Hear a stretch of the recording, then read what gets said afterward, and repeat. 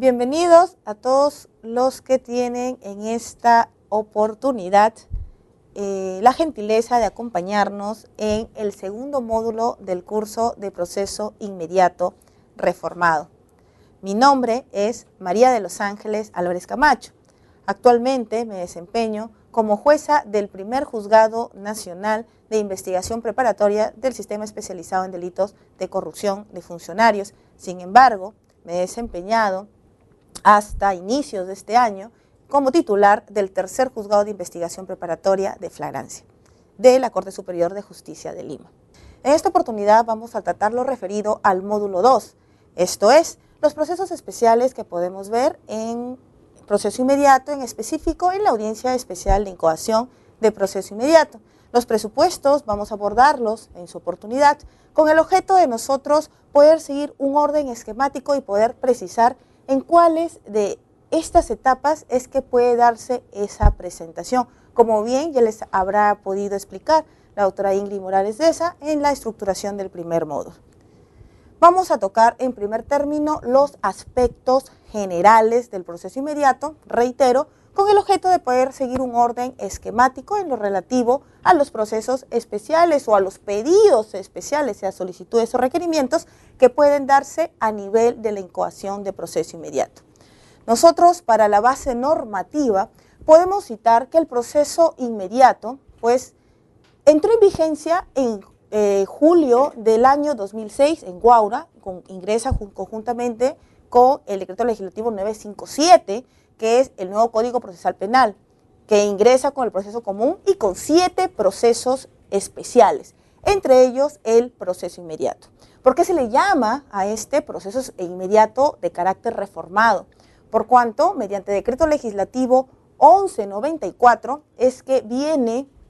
a tener una modificación sustancial que, conforme vemos, si bien es cierto el decreto legislativo dio una vacatio leyes de 90 días, entró en vigencia el 29 de noviembre del año 2015. Sin embargo, también se ha sufrido modificatorias recientes, como la que es dada por el decreto legislativo 1307, que fue publicada el 30 de diciembre del 2016, pues que hace algunas modificaciones respecto en específico a el orden en cual debe realizarse o analizarse los pedidos presentados en la audiencia de incoación de proceso inmediato y también modificaciones relativas a aquellos apercibimientos de actuación de los órganos de prueba en el juicio inmediato.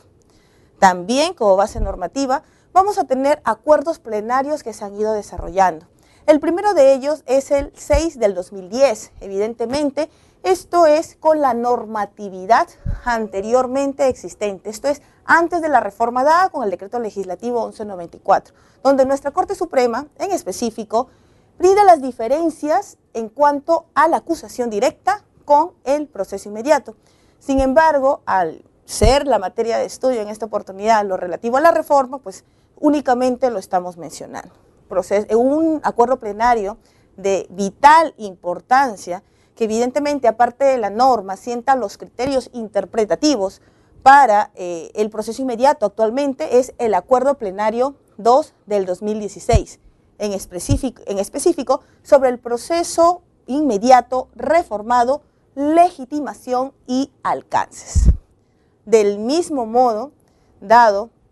que la realidad, los casos, hacen necesarios criterios de interpretación por parte de los máximos órganos, en este caso de la Corte Suprema de la República, se han dado casaciones, las cuales han venido publicando en este año con las siguientes numeraciones. Esto es la 842-2016 Sullana y la 692-2016 de Lima Norte. En global, ¿qué podemos precisar sobre la reforma, sobre el proceso inmediato reformado como pinceladas, dado que ustedes ya vienen de una magnífica exposición en el módulo número 1, reiteramos, por parte de la doctora Ingrid Morales? En primer término, el proceso inmediato supone la pérdida de etapas de un proceso común, tales como la investigación preparatoria y la etapa intermedia propiamente dicha. Si bien en el juicio inmediato vamos a ver una pequeña etapa que es llamada como un mini control de acusación, vamos a significar también que no vamos a contar con los plazos establecidos en un proceso común regular, razón por la cual esta supresión de plazos, esta celeridad, al tener una vinculación directa con la libertad del imputado, es que se va a exigir la aplicación del artículo 7 del Código Procesal Penal. Esto es, que cualquier interpretación de su trámite y alcance debe darse de modo restrictivo. Otra situación que tenemos que analizar es la celeridad versus las garantías. El proceso inmediato ha sido duramente cuestionado por cuanto se precisa habría transgrede, mejor dicho, los derechos fundamentales del investigado como el derecho de defensa, por cuanto no va a contar con un tiempo adecuado, razonable, proporcional para presentar la misma, para presentar su teoría del caso, para evidenciarla, por cuanto, conforme nosotros sabemos, el tiempo de flagrancia delictiva es de 24 horas, y es cierto, ha existido una reforma constitucional en lo relativo al periodo de detención. El periodo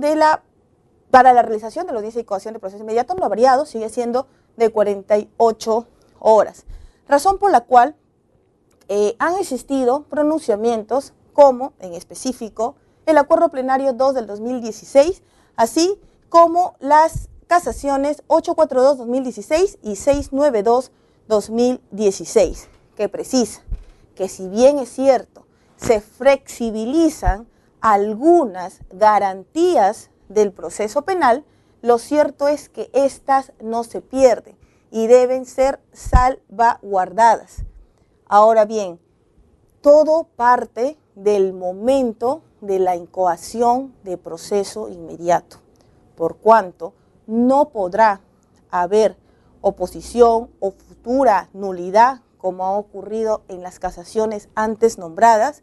cuando se respete la jurisdicción predeterminada por la ley, derecho fundamental que lo encontramos contenido en el inciso 3 del artículo 139 de nuestra Constitución Política del Estado. Así tenemos, en el caso de la primera casación, esto es la 842-2016 Sullana, en específico, la Corte Suprema ha señalado que aquellas etapas que hayan precluido dentro de la tramitación del proceso inmediato no puede entenderse de un modo absoluto como efectivamente cumplidas y contra ellas ningún medio impugnatorio o recurso recurrir cuando exista una causal de nulidad absoluta. Indica en esta casación cómo sería la vulneración al debido proceso, en específico por transgresión al numeral 3 del artículo 139 de nuestra Constitución. En caso específico de Sullana, la situación se planteó por cuanto fue admitido vía incoación de proceso inmediato un caso de presunto delito contra la libertad sexual por la cuasiflagrancia, en el sentido que no fue la menor agraviada quien en su oportunidad reconoce o hace la sindicación directa contra el presunto investigado, sino que lo hace una testigo de oídas, una testigo referencial conocida de doctrina, que sería su madre, y que efectivamente habría declarado pues anteriormente no tener mayor conocimiento de más que por lo dicho por su hija, no cumpliéndose con los presupuestos establecidos en el artículo 259 del Código Procesal Penal. Esto es, cuando si bien el agente ha oído, es reconocido por la víctima o por algún testigo directo, más no un testigo, reiteramos, de oídas o referencial. En cuanto a la segunda casación, de manera breve, la 692-2016 sobre Lima Norte, señala lo relativo a la flagrancia presunta. En el mismo sentido, señala que no podrá instaurarse o no podrá continuarse un proceso penal cuando no se ha respetado la vía que estaba prevista para su tramitación, que en este caso, también señala la Corte Suprema, no podía corresponder a proceso inmediato, dado que en un primer momento, en un primer acta de registro vehicular, no se encuentran los bienes de la investigada en poder del investigado. Sin embargo, 6 horas después, si en un segundo registro vehicular se encuentra un maletín portando algunos bienes, pues, de quien había sido el agraviado por un presunto delito de sustracción de sus pertenencias, es decir, delito contra el patrimonio. Ante ello, la Corte Suprema precisa que aquellas diligencias de carácter inmediato son los que buscan salvaguardar, pues, los elementos que van a dar cuenta de la evidencia delictiva. Sin embargo, si es posible realizar diligencias con las formalidades de ley, incluso las establecidas en el artículo 120 del Código Procesal Penal y las relativas al registro vehicular con participación de una persona de la confianza del investigado, incluso como se desarrolló después de horas con participación del abogado del investigado, pues ello resulta viable. Razón por la cual en el presente caso de la casación expuesta, pues la Corte Suprema creyó por conveniente, al no haberse respetado las garantías establecidas en nuestro Código Procesal Penal y al ser evidente, al no ser un delito evidente, que era necesario pues recurrir a la vía del proceso común.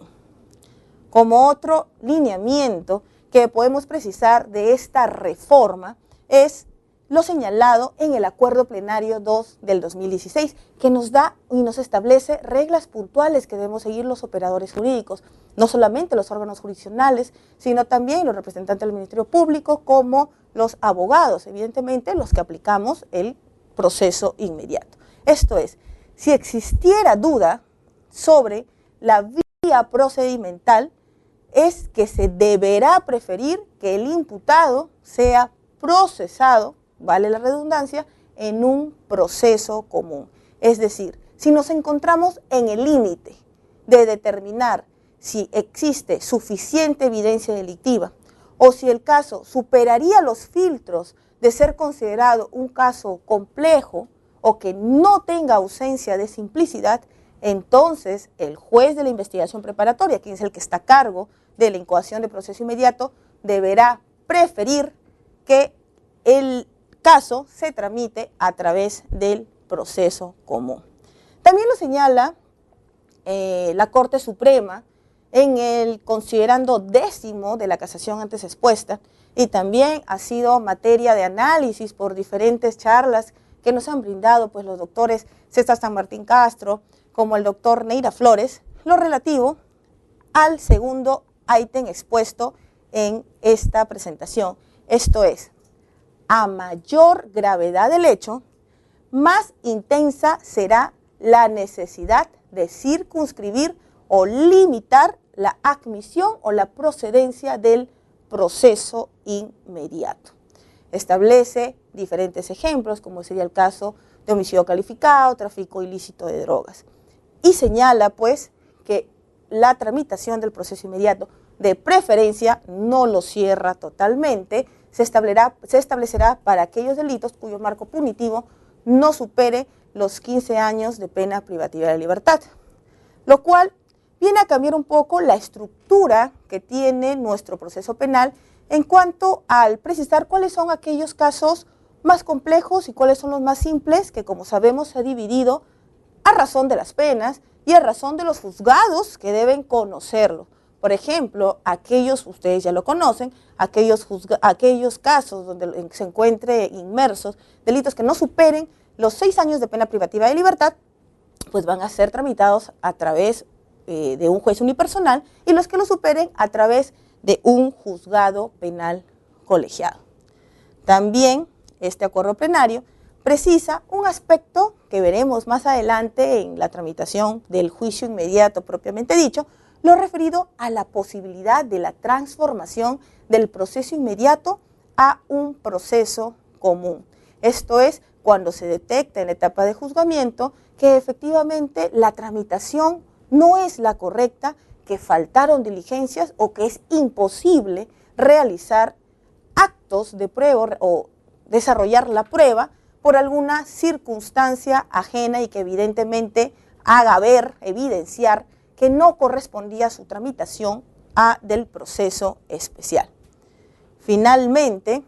en cuanto a también lo desarrollado por la norma, nos habla de los apercibimientos de tener por desistidos a los órganos de prueba. Antes del decreto legislativo 1307, en la etapa de juzgamiento, existía el apercibimiento que daba el juez de juzgamiento, llámese unipersonal o llámese colegiado, en el sentido que siguen siendo las partes las obligadas de hacer concurrir o gestionar la concurrencia de los órganos de prueba. Ha cambiado en que ya esa inconcurrencia no va a significar siempre un desistimiento del órgano de prueba. ¿Y qué viene a ratificar ello? Viene a ratificar lo señalado por la parte la parte final del artículo 448 del Código Procesal Penal, que es que aquello no regulado en la parte del proceso inmediato deberá ser tramitado con las reglas del proceso común. Ahora bien, ingresando propiamente a la audiencia de la incoación de proceso inmediato. En la audiencia de incoación de proceso inmediato, regulada en el artículo 446 del Código Procesal Penal, respecto a los presupuestos, y en el artículo 447 respecto a su trámite, vamos a encontrar una situación que solamente es el Ministerio Público, el abogado del investigado y evidentemente en casos de flagrancia delictiva, el investigado, los que van a concurrir de manera obligatoria a la audiencia. También podemos deducir de ello, que si es que no tenemos a un investigado en flagrancia, sino bajo otros presupuestos, como sería la suficiencia de elementos de convicción, estaríamos hablando de la obligación del representante del Ministerio Público y de su abogado defensor, siendo facultativa la presencia de las demás partes. También, en cuanto a la audiencia de incoación de proceso inmediato, es necesario abordar lo relativo al orden para resolver en audiencia. Y es en ese orden donde vamos a encontrar precisamente nuestro tema del módulo 2. El orden ha sufrido también una variación. Podemos hablar de que ha existido una reforma de la reforma. Del decreto legislativo 957, reformado por el decreto legislativo 1194 y a su vez reformado por el decreto legislativo 1307. Se establecía en un inicio en la norma, esto es con el decreto legislativo 1194, que el orden para atender los pedidos formulados por las partes debería ser, en primer término, sobre la medida coercitiva solicitada, en segundo término, sobre los pedidos de aplicación de mecanismos de simplificación procesal o salidas alternativas y la terminación anticipada como mecanismo de simplificación procesal y finalmente lo relativo a la procedencia o no de la incoación de proceso inmediato. Y aquí existió un corte por cuanto a la par fue trabajado el protocolo de actuación interinstitucional por parte del Ministerio Público, el Poder Judicial, la Policía Nacional de Perú, la Defensa Pública a través del Ministerio de Justicia. En este protocolo primigenio se establecía que el orden era inverso. Esto es, que en primer término debería trabajarse lo relativo a la incoación de proceso inmediato, posteriormente la posibilidad de aplicación de mecanismos de simplificación procesal, salidas alternativas y finalmente sobre la medida coercitiva. En ese sentido, al existir esta diferencia es que se origina y al existir pues un tratamiento diferente a nivel de los 33 distritos judiciales con que actualmente cuenta el Perú, es que se establece esta modificación y se atiende a la realidad, por cuanto se creyó que atender un pedido de prisión preventiva cuando las partes iban a abordar a una terminación anticipada, lo que iba a lograr era hacer extensa la audiencia, por cuanto, como sabemos, carece de objeto pronunciarnos sobre una medida coercitiva primero cuando ya existe un acuerdo previo sobre una terminación anticipada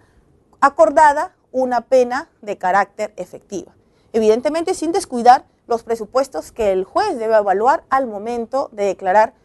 aprobar un acuerdo provisional sobre terminación anticipada. Razón por la cual el decreto legislativo 1307 se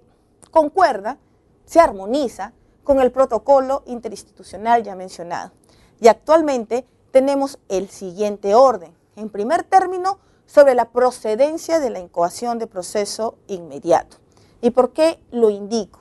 Porque esta procedencia, digamos, que en este estadio de incoación de proceso inmediato, así como el proceso penal, el juzgamiento, la etapa estelar, en la audiencia de incoación de proceso inmediato se genera una etapa estelar pequeña, reducida pero de vital importancia, por cuanto de superarse el filtro de aquellos presupuestos establecidos, esto es,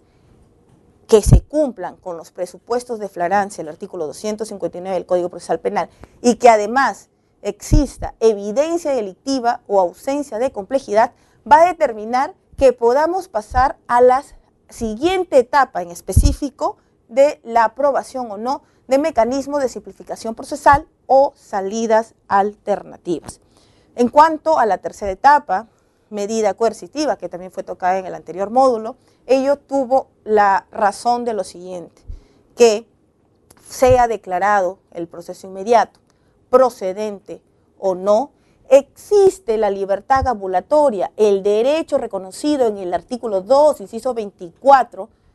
literal F de la Constitución Política del Estado, existe comprometido el derecho fundamental a la libertad ambulatoria del investigado, razón por la cual se requiere que un órgano jurisdiccional del modo más inmediato resuelva la misma, determinando por ende si el mismo, de haberse pedido un requerimiento de prisión preventiva,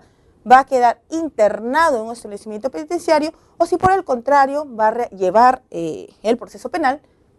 bueno, en el caso de ser declarado improcedente, va a llevar la investigación en libertad a través de restricciones o en algún establecimiento penitenciario.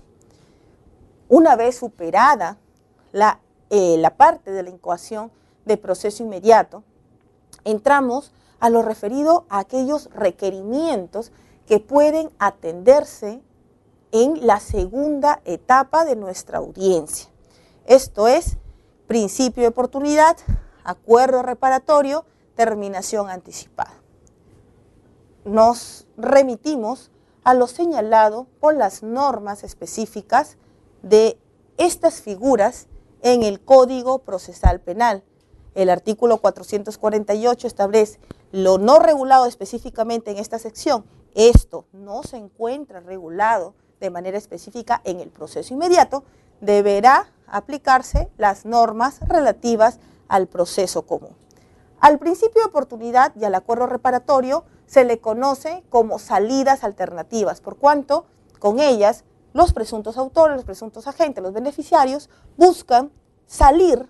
del proceso penal a través de un pago de una reparación civil e incluso de merecer el caso, pago a instituciones de beneficio social y también la imposición de restricciones o de reglas de conducta. La terminación anticipada es un mecanismo de simplificación procesal propiamente dicho. Hablemos un poco del principio de oportunidad y el acuerdo reparatorio. Se encuentran normados en el artículo 2 del Código Procesal Penal.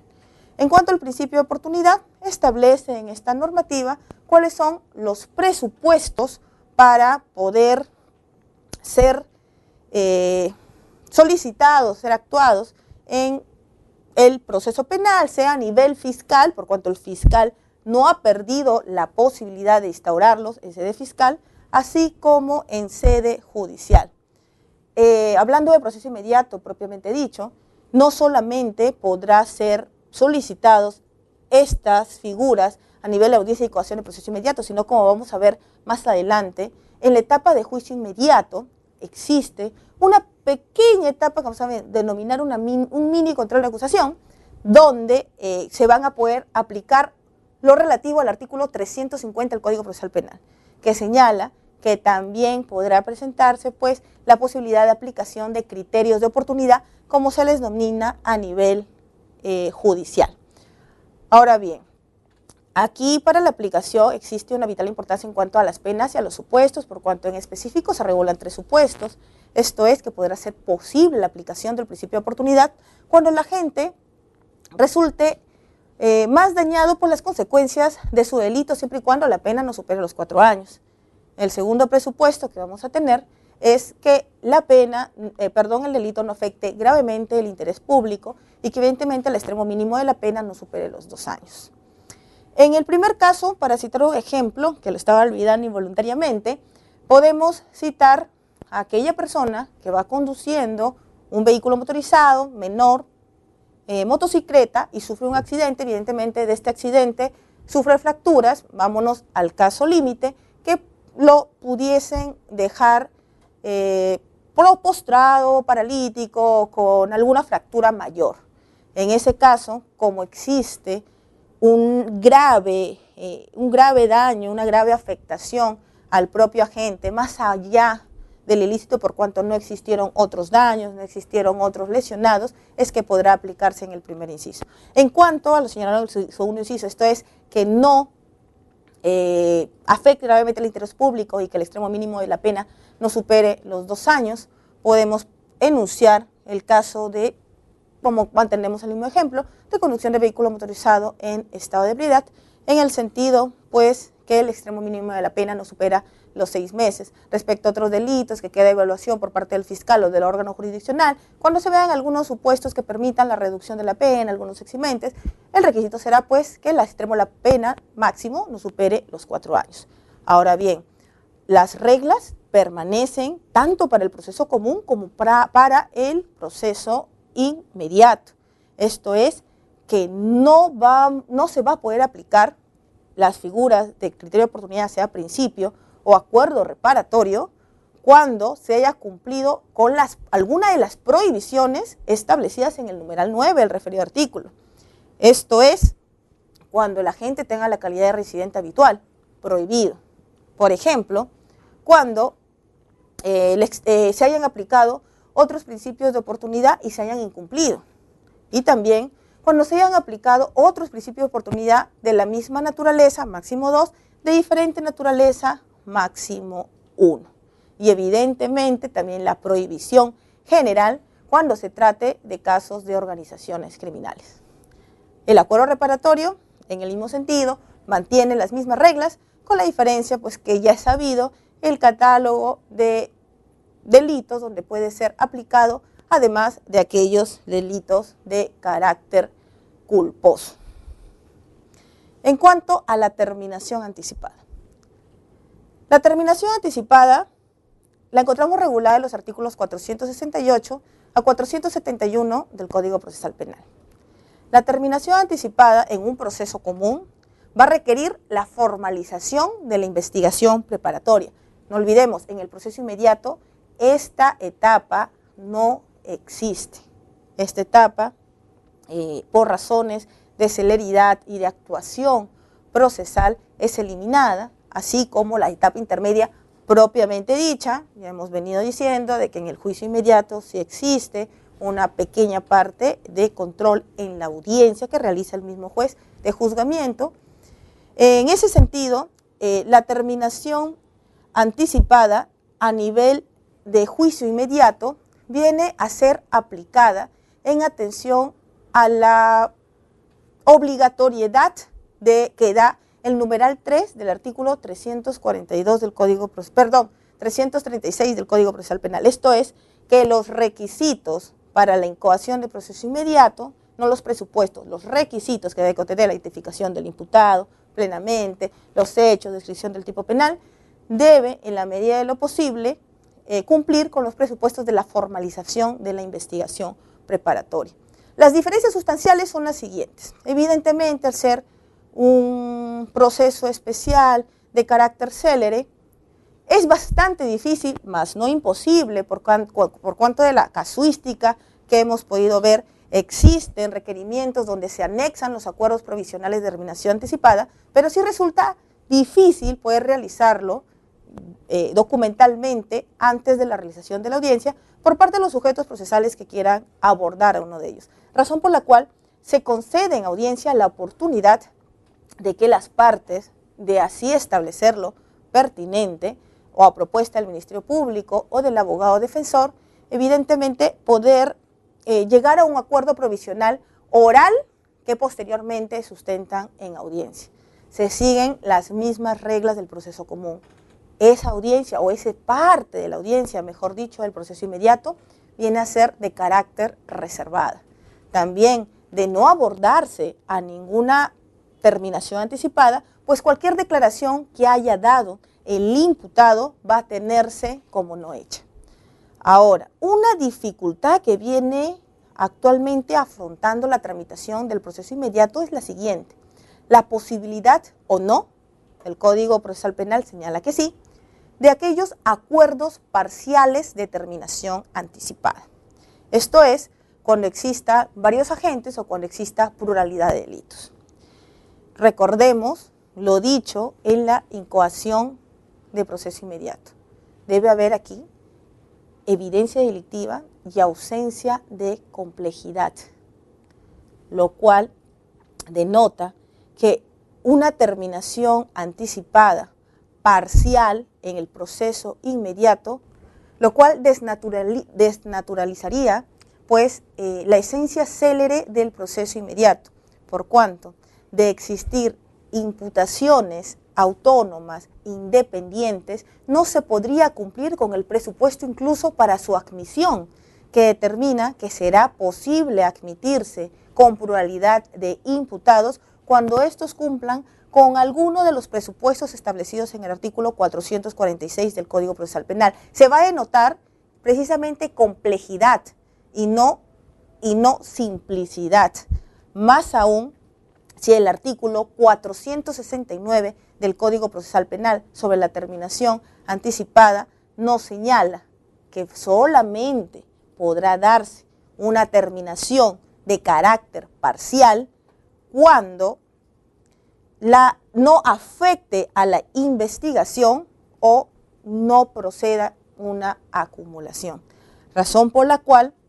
la terminación anticipada, pues esta es una opinión muy particular de quien les habla en esta oportunidad, no podría ser posible en todos los casos, conforme lo señala la norma, pero con mayor rigurosidad estos casos en un proceso inmediato. Señalo la siguiente casuística que ha existido en Lima. Han existido casos de robo agravado, coautores, donde solamente uno de ellos se ha acogido a la terminación anticipada. Evidentemente, ante el acogimiento a esta figura, procede el descuento premial del sexto de la pena a imponer, partiendo del mínimo legal, esto es 12 años, se ha llegado a una pena concreta de 10 años. El segundo sujeto, el segundo coautor, pasa a la etapa de juzgamiento, donde posteriormente aparecen otros vídeos y otras declaraciones que son incorporadas en esta etapa. Sin embargo, luego de esta actuación se determina pues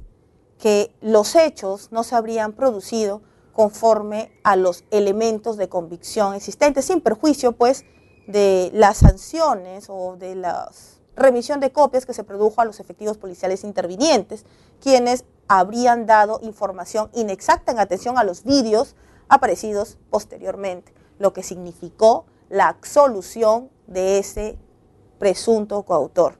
En el proceso inmediato, ¿qué se generó? Una terminación anticipada donde un coautor estaba con una pena de 10 años de pena privativa de libertad y un segundo presunto coautor que evidentemente fue absuelto. Situación similar ha sucedido en casuística cuando ya no hablamos de coautores, sino hablamos de participación. Evidentemente esto no va a ser en todos los casos. Por ejemplo, podemos tener una intervención, de repente también un caso extremo, donde se intervenga a dos personas que han conducido un vehículo en estado de ebriedad. De repente esta primera persona conduce de un tramo al otro tramo, al verse perseguido por efectivos policiales, lo que haría es cederle el volante a su copiloto, quien estaría un poco más sano, entre comillas, o quien tendría mayor habilidad en el manejo o conducción del vehículo motorizado. Al fin y al cabo, en este hecho vamos a tener evidentemente a dos autores del delito de conducción de vehículo motorizado en estado de ebriedad, imputaciones independientes dependiendo de los tramos, los tiempos, sin perjuicio pues del concurso con otro delito. No es esa la idea que planteo en esta oportunidad, por cuanto también sabemos de la prohibición existente, sino que en este caso en específico sí podríamos aplicar terminaciones parciales por cuanto son totalmente independientes y pues no se transgrede y no va a perjudicar la investigación ni el proceso ni de uno ni de otro. También en cuanto a la reducción, también la vamos a mantener, esto es, el beneficio premial establecido en el artículo 471 del Código Procesal Penal sobre la reducción del sexto de la pena, va a ser posible de aplicar a nivel de proceso inmediato, y también la prohibición que la reducción no va a ser en el caso de organización, la prohibición de aplicar esta reducción en los casos de criminalidad organizada. Ahora bien, en cuanto al segundo tema del módulo, tenemos otras solicitudes o requerimientos. Como pinceladas, sabemos que los requerimientos son presentados por el representante del Ministerio Público y las solicitudes son presentadas por los otros sujetos procesales. Ahora bien, conforme hemos señalado al inicio, la norma ha establecido que en una audiencia de incoación de proceso inmediato se debe tutelar el siguiente orden: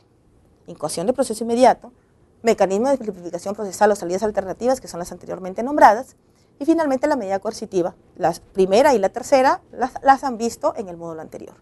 Sin embargo, existen otros pedidos requerimientos que en la práctica, en la realidad, se vienen dando y vienen siendo resueltos, pese a no estar normados o comprendidos de manera expresa, sino a través de una interpretación sistemática e incluso valiéndonos de alguna normatividad administrativa que evidentemente ha surgido a raíz de la tramitación de este proceso especial, como sería el protocolo de actuación interinstitucional, que si bien es cierto ha sido aprobado por decreto supremo, sabemos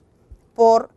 legalidad que no tiene un valor superior al de la ley, esto es, el decreto legislativo 1194, que vino a reformar el Código Procesal Penal, decreto legislativo 957. Uno de esos pedidos es la constitución de actor civil.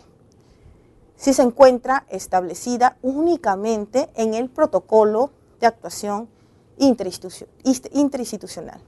Para el caso del proceso inmediato se establece 2 estadios para poderlo solicitar. Esto es, en la audiencia de incoación de proceso inmediato o en la etapa de control de la audiencia de juicio inmediato. Evidentemente debe cumplir, reiteramos, la remisión a las normas del proceso común con lo establecido de los artículos 98 a 105 del Código Procesal Penal. Esto es, con los requisitos tales como señalar la legitimidad de quien lo solicita, su identificación plena, la identificación del investigado, de los investigados, la relación detallada de los hechos, así como la justificación del pedido, y finalmente la prueba documental que va a acreditar el derecho. Evidentemente, la Constitución en actor civil va a otorgar a aquel agraviado, a aquel perjudicado con el delito, prerrogativas establecidas, tales como la participación en el juzgamiento, la posibilidad de en el proceso penal, la posibilidad de poder presentar recursos de nulidad, de poder participar activamente en el esclarecimiento del hecho. No olvidemos, la prohibición del actor civil es únicamente lo referido a la solicitud de pena, por cuanto sabemos que es extremo dentro de nuestro proceso penal mixto que persigue la sanción penal, como la reparación civil se encuentra reservada para el representante del Ministerio Público. Un segundo pedido es lo relativo al tercero civilmente responsable. Y aquí, para atender estos pedidos, estamos atendiendo a la interpretación sistemática. ¿Por qué? Porque ni la norma relativa al proceso inmediato propiamente dicho, ni el protocolo de actuación interinstitucional señala que este tipo de pedidos deba atenderse en este tipo de audiencias. Sin embargo, los artículos 111 a 113 establece que para el trámite del tercero civilmente responsable deberá seguirse lo relativo a la constitución del actor civil, razón por la cual en ese orden de ideas se está admitiendo este tipo de pedidos, este tipo de solicitudes, tanto en la audiencia de incoación de proceso inmediato como en la audiencia de juicio inmediato en la etapa de control. Evidentemente, lo del tercero civilmente responsable, ya lo conocemos, aquella persona natural, jurídica, que por alguna vinculación aparece como responsable conjunto con el investigado, el imputado, el procesado, con el objeto de acudir al pago de la reparación civil. Ahora, aquí hay una situación también importante y esperado superar tanto el actor civil como el tercero civilmente responsable para señalarlo. Esto es la forma de presentación de estos pedidos. Ya dijimos que puede ser tanto en audiencia de incoación de proceso inmediato, como se viene realizando, como en la etapa pequeña de juicio inmediato relativo a su control. La norma establece que bajo sanción de inadmisibilidad debe presentarse a través de solicitud fundamentada. Al respecto, la forma como se viene tramitando actualmente es que se presenta una solicitud, ya sea escrita antes de la realización de la audiencia, o se presenta la solicitud al momento de la realización de la audiencia, para en esa audiencia correr traslado al resto de los sujetos procesales, como sería el abogado de la defensa, el Ministerio Público, según fuera el caso, el requerido para ser constituido en actor civil. Ahora bien, sin embargo, ha existido supuestos donde por la celeridad del trámite se ha obviado, fundamentando en atención a la razonabilidad y a la proporcionalidad, pues la no presentación de este documento, cuando queda evidente que las partes han estado en la realización de otras diligencias y por la programación rápida de las audiencias ha impedido la confección de este documento. Pero no olvidemos que sin perjuicio de ello, los requisitos del mismo modo deben ser expuestos de modo oral y la prueba documental que acredita el derecho debe ser presentada con las formalidades de ley en la audiencia de incoación de proceso inmediato. Si ello se llega a cumplir, se admite a trámite. Caso contrario, al faltar un requisito, se declarará inadmisible y podrá ser, pues, pasivo de una reiteración, reiteramos, vale redundancia, a nivel de la audiencia de juicio inmediato en la primera parte de ella. Ahora bien, en cuanto a los pedidos de confirmatoria de incautación, en este sentido, tampoco se encuentra regulado de manera expresa en lo relativo al proceso inmediato, a las atenciones específicas en la audiencia, tampoco en el protocolo interinstitucional entre los operadores, Ministerio Público, Poder Judicial, Abogado de la Defensa Pública, Ministerio de Justicia, sino que para poder atender este tipo de pedidos recurrimos también a lo señalado en el artículo 348, esto es, que se aplicarán las normas del proceso común respetando la siguiente regla: en lo que no se oponga al carácter célere del proceso inmediato. Ahora bien, si estamos hablando de una incautación judicial, evidentemente es un despliegue de diligencias o de otras medidas limitativas de derechos que el fiscal va a requerir al Ministerio Público y que por ende no va a significar un supuesto de flagrancia delictiva, ni tampoco puede justificar en atención a los elementos de convicción, salvo que sea posterior. Razón por la cual vía proceso inmediato se está atendiendo únicamente en lo relativo al extremo del artículo 316 del Código Procesal Penal. Esto es las confirmatorias de incautación, esto es la revisión por parte del juez de garantías, juez de investigación preparatoria, de que la incautación realizada por la premura del tiempo, el carácter inmediato de una diligencia de flagrancia, por ejemplo, fue realizada con las formalidades de ley y además con respeto a los derechos fundamentales de las personas. Evidentemente, la confirmatoria de incautación va a seguir las mismas reglas en cuanto a que se incautan objetos, efectos, instrumentos, así como piezas instrumentales del delito. Evidentemente, la confirmatoria de incautación va a poder determinar un carácter legal a la incautación, ya sea realizada por la policía o por el Ministerio Público. Sin embargo, no vamos a olvidar otros criterios jurisprudenciales que vía acuerdo plenario nos ha dado la Corte Suprema, y no quiero darme a entender de modo erróneo en este punto. Si bien es cierto, la confirmatoria de incautación va a revestir de legalidad o va a ser el reconocimiento del respeto a los derechos fundamentales en este acto desplegado, no puede significar que su no presentación, su presentación extemporánea, va a significar que los bienes incautados no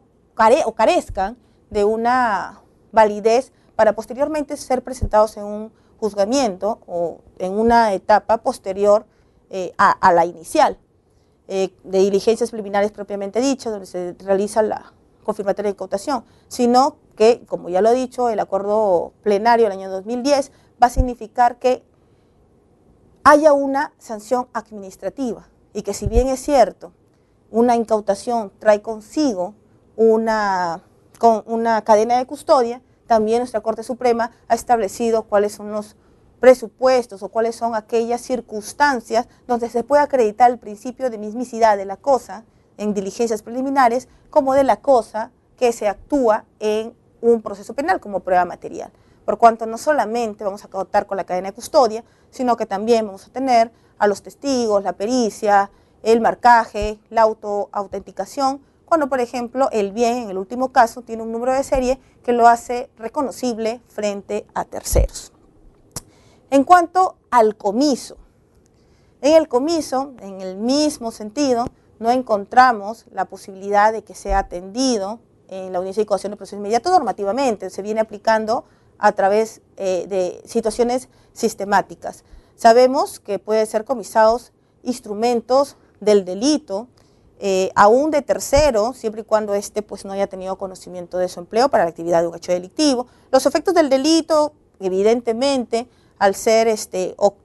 obtenidos o ser propiamente la ganancia de un hecho delictivo. Sin embargo, a nivel de proceso inmediato, esto se está reservando a la etapa de juzgamiento para determinar pues, el resultado final vía sentencia condenatoria, vía sentencia absolutoria. Pero lo que sí se está admitiendo a nivel de incoación de proceso inmediato es el decomiso de aquellos objetos intrínsecamente ilícitos en atención a lo señalado en el artículo 102 del Código Penal. Un ejemplo de estos sería, por ejemplo, aquellos billetes falsos que son intervenidos o son, incautados en una intervención por falso numerario, que evidentemente establece una incautación, la pericia realizada, donde se presenta la pericia, el comiso y su remisión a la OCN, así como las sustancias tóxicas, llámese drogas, pasta base de cocaína, clorhidrato de cocaína, que evidentemente es delictivo y por ende no va a poder ser devuelto ni darse un destino diferente al final, esto es, su titularidad por el Estado para su posterior destrucción. Entonces, estos son los relativos a los mecanismos de simplificación procesal, salidas alternativas, como pedidos propiamente establecidos en la norma procesal penal relativos a la audiencia y coacción de proceso inmediato, y otros pedidos que se vienen realizando también en esta audiencia, reiteramos, a través de una interpretación sistemática, y que evidentemente no transgreden el carácter célere del proceso inmediato. Bueno, esperando que la información sea de su utilidad, nos estamos encontrando en la tramitación o en la realización del siguiente módulo. Muchas gracias.